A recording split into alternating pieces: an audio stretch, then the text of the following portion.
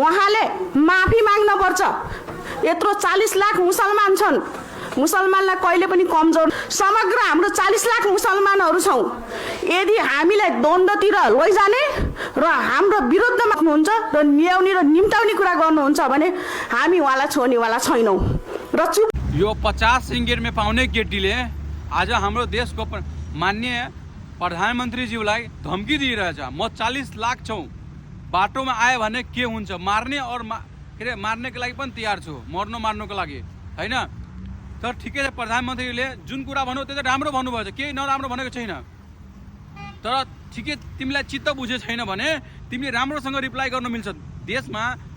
देशको प्रधानमन्त्रीलाई राम्रोसँग पनि गर्न मिल्छ नि। तर तिमीले म यति करोड छु, यति लाख छु, म यति मार्न सक्छु, मिट्न सक्छु, के हो यो पारा तिम्रो?